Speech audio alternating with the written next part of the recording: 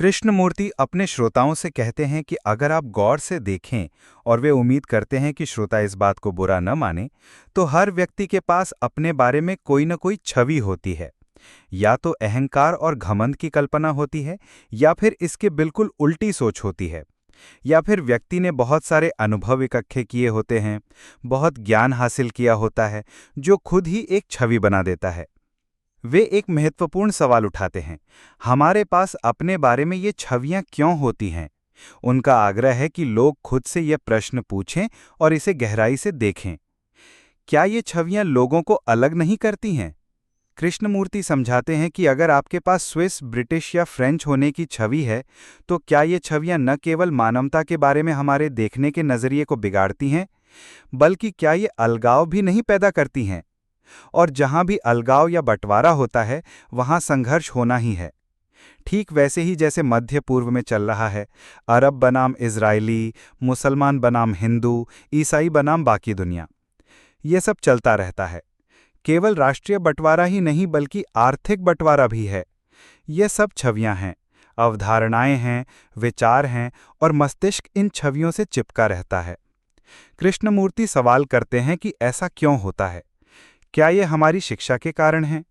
क्या ये हमारी संस्कृति के कारण है, जहां व्यक्ति सबसे महत्वपूर्ण है, जहां सामूहिक समाज व्यक्ति से बिल्कुल अलग चीज है?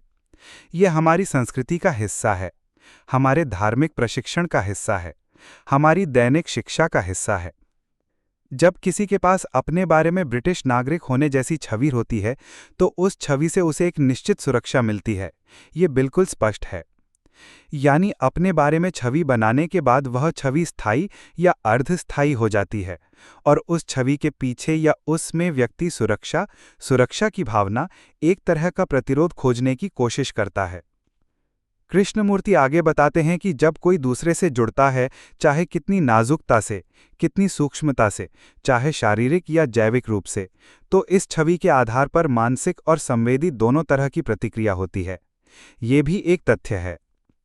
वे समझाते हैं कि अगर आप देखें, अगर आप शादीशुदा हैं या किसी के साथ रह रहे हैं, तो हमारे दैनिक जीवन में छवि बनती है। चाहे आप किसी व्यक्ति को एक हफ्ते तक जानते हों या 10 साल तक उसके साथ रहते हों, छवि धीरे धीरे कदम दर कदम बनती है। हर प्रतिक्रिया याद की जाती है, मस्तिष्क में संग्रहित की जाती है। इस तरह मेरी पत्नी के बारे में छवि बनती है और पत्नी के मन में पति के बारे में छवि बनती है। कृष्णमूर्ति पूछते हैं कि क्या हम इस बात को समझ रहे हैं? रिश्ता शारीरिक, यौन, संवेदी हो सकता है, लेकिन वास्तव में रिश्ता इन दो छवियों के बीच में होता है। वे स्पष्ट करते हैं कि वे कोई अतिशयोक्ति, कोई विदेशी या शानदार बात नहीं कह रहे, बल्कि वे केवल इंगित कर रहे हैं, या बेहतर कहा जाए कि हम सब मिलकर सीख रहे हैं कि ये छवियां मौजूद हैं। और ये छवियां इसलिए मौजूद हैं क्योंकि हम किसी दूसरे को कभी पूरी तरह से जान नहीं सकते। अगर कृष्णमूर्ति शादीशुदा हैं या उनकी कोई प्रेमिका है, तो वे अपनी पत्नी को कभी पूरी तरह से नहीं जान सकते। वे सोचते हैं कि वे उसे जानते हैं क्योंकि उस व्यक्ति के साथ रहने के बाद उन्होंने विभिन्न घटनाएं, विभिन्न परेशानियां और अन्य सभी चीज़ें इकट्ठी की हैं जो दैनिक जीवन में होती हैं, और उसने भी उन प्रतिक्रियाओं को इकट्ठा किया है। और अपनी छवियों के साथ ये प्रतिक्रियाएं मस्तिष्क में स्थापित हो जाती हैं, और ये छवियां हमारे जीवन में असाधारण रूप से महत्वपूर्ण भूमिका निभाती हैं।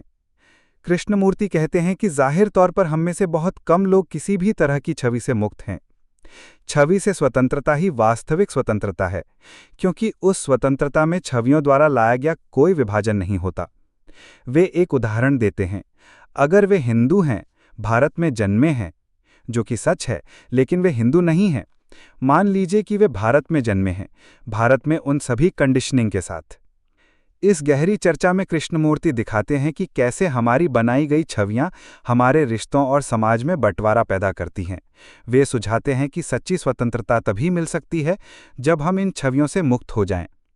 अगर आपको लगता है कि आप भी अपने बारे में या दूसरों के बारे में छवियां बनाते रहते हैं, तो इस वीडियो को लाइक करें, शेयर करें और हमें कमेंट में बताएं कि आपका इस विषय पर क्या अनुभव है।